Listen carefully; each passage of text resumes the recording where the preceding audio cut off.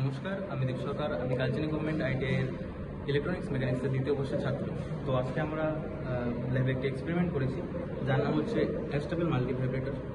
তো আপনারা দেখতে পাচ্ছেন এখানে সার্কিটটি আমরা করেছি।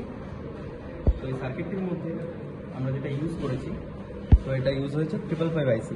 তো 555 আইসিকে আমরা ইউজ করি টাইমার আইসি বলে আমরা সকলে জানি। তো টাইমার আইসিতে আমরা সবার প্রথমে 1 নম্বর পিনটাকে গ্রাউন্ডে দিয়েছি এবং দ্বিতীয় পিনের সাথে 6 নম্বর পিন আমরা শর্ট করেছি এবং ওটাকে আমরা গ্রাউন্ডে একটি রেজিস্ট্যান্স এবং একটি ক্যাপাসিটরের সাথে জয়েন্ট করেছি। 3 নম্বর পিনকে আমরা এক্সট্রা রেখেছি, যেটার সাথে আমরা হচ্ছে ডিএসওতে যাতে দেখাতে পারি, যার জন্য কানেক্টর পিন আমরা ইউজ করেছি একটা।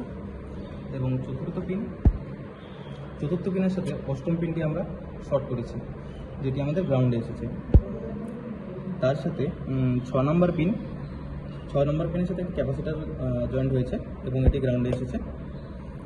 7 নম্বর পিন সাথে আমরা একটা রেজিস্ট্যান্স ইউজ করেছি এবং 8 নম্বর পিন আমরা একটা রেজিস্ট্যান্স ইউজ করে ওটাকেও গ্রাউন্ডে এনেছি, যার সাহায্যে আমরা এখন এখানে ডিএসওতে দেখতে পাচ্ছি যে একটি ওয়েভ ফর্ম দেখা যাচ্ছে।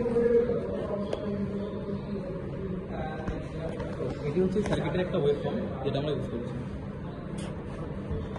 আর এটা হচ্ছে রেগুলেটেড পাওয়ার সাপ্লাই, যেখানে আমরা 6 ভোল্ট ইনপুট দিয়েছি এই পাওয়ার সাপ্লাইটা এই প্রজেক্টের উপরে, যার সাহায্যে আমরা এখন একটা আউটপুট পাচ্ছি। এখানে আউটপুট আসছে 3.57 ভোল্ট আউটপুট, যেটা এখন দেখতে পাচ্ছি আমরা। তখন আমরা দেখতে পাচ্ছি আমাদের যে প্রজেক্টটি রয়েছে, এটিতে আমরা সবার প্রথম 6 ভোল্ট এখান থেকে ইনপুট দেবো। ইনপুট পিন আমাদের ইউজ হয়েছে 1 নম্বর পিন এবং গ্রাউন্ডে আমরা ইউজ করেছি 1 নম্বর, 2 নম্বর এবং 4 নম্বর পিন, যেটা আমাদের আউটপুট এসেছে। আর 8 নম্বর পিন আর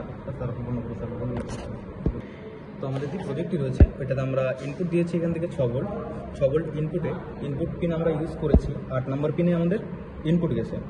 আর গ্রাউন্ডের পিন আমরা ইউজ করেছি 1 নম্বর, 2 নম্বর এবং 5 নম্বর, যেটা থেকে আমাদের আউটপুট এসেছে।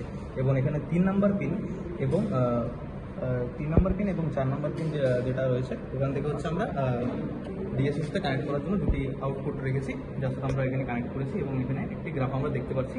এটা আমরা ডিজিটাল এবং অ্যানালগ দুটোর সাথেই আমরা ইউজ করতে পারি, যার সাথে আমাদের ডিএসওতে একটি গ্রাফ দেখা যাচ্ছে এখন। এটা আমরা অ্যাডজাস্টেবল করতে পারবো, এখানে স্কোয়ার ওয়েভ দেখতে পারবো, ট্রায়াঙ্গল ওয়েভ দেখতে পারবো, যেটা এখন আমরা সেট করবো ওটা আমরা দেখতে পারবো এখানে। এবং আজকের ভিডিওটা এই পর্যন্তই। যদি ভিডিওটা ভালো লেগে থাকে, like, comment, subscribe. Thank you.